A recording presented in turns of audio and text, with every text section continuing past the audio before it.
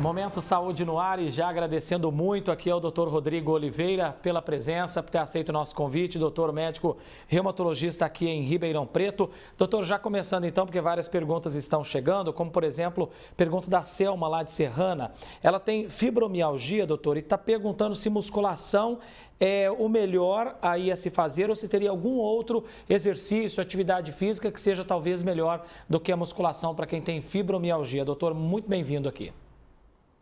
Muito obrigado, boa tarde, obrigado pelo convite, é um prazer estar com vocês.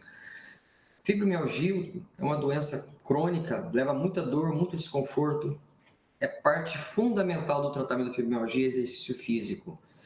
Exercício físico de toda a natureza, preferencialmente exercícios aeróbicos, caminhar, nadar, hidroginástica, correr, pedalar. Mas a musculação também tem benefício, pilates também tem benefício. Mas os benefícios aeróbicos, os exercícios aeróbicos, né? Caminhar, correr, nadar, hidroginástica, tende a ser melhor. Mas entre não fazer nada, vai a musculação. Dê preferência para atividade aeróbica.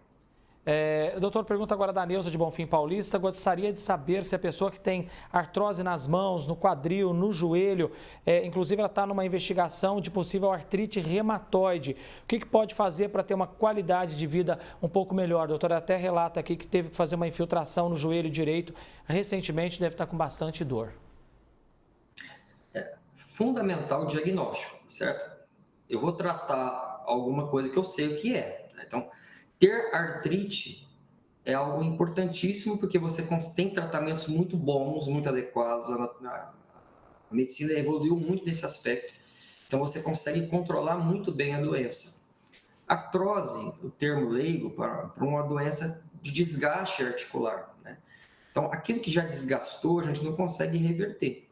Eu consigo reabilitar, ou seja, fazer fisioterapia, fortalecer os músculos, manter uma atividade física para deixar os músculos fortes, para que deixe essa articulação, essa junta firme, isso diminui dor. Tira outros fatores que pioram muito dor. Carga, se você está ganhando peso, você vai piorar a dor no joelho, dor nos pés. Então, uma orientação adequada com a equipe, com um reumatologista, um fisioterapeuta, um terapeuta de mão pode ser muito útil, mas é fundamental que ela participe desse tratamento ativamente. Doutor, pergunta do meu xará, o André, do Alto do Ipiranga, aqui em Ribeirão. Existe alguma relação de alimentação e o agravamento de doenças como, por exemplo, do lúpus, doutor? E a gente sabe que há relação entre alimentação e doenças autoimunes, doenças que o organismo ataca ele mesmo. A gente não sabe como intervir, qual tipo de alimentação terá mais ou menos benefício. O que já se sabe é que alimentos multiprocessados, alimentos muito industrializados, eles são piores para a nossa saúde, são alimentos mais inflamatórios.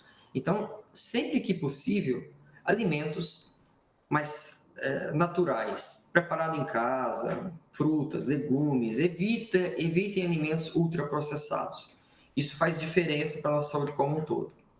A Patrícia Souza, do bairro Ribeirânia, aqui em Ribeirão, perguntando se o tratamento de artrite reumatoide, à base de corticoides, os efeitos colaterais, doutor, esse uso a longo prazo pode trazer problemas para a saúde?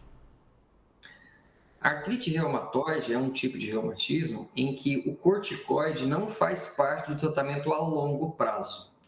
Nós usamos o corticoide numa fase inicial porque ele tem um efeito muito rápido para aliviar os sintomas do paciente. O tratamento a longo prazo não é feito com corticoide. Se ela está precisando de usar corticoide porque ela está tendo dor, provavelmente o tratamento dela não está adequado. Ela vai ter que otimizar, melhorar esse tratamento, tá?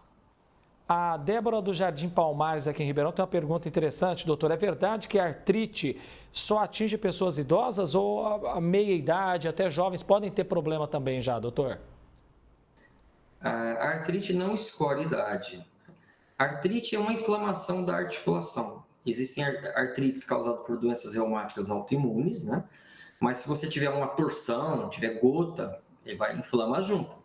Então, artrite reumatoide, artrite psoriásica, são os sobrenomes que a gente vai dando a essas artrites, são doenças de indivíduos de todas as idades, mas predomina em indivíduos de meia idade.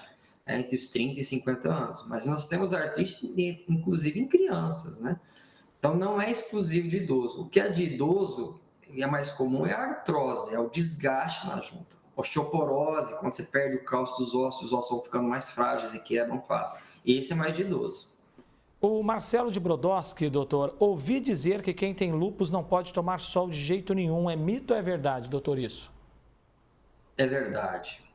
80% dos pacientes, ou seja, cada 10 pacientes que têm lúpus, 8 têm envolvimento de pele. E o sol, ele ativa a doença ou mantém a doença ativa. Então, a gente tem que evitar ao máximo a exposição solar e passar filtro solar sempre.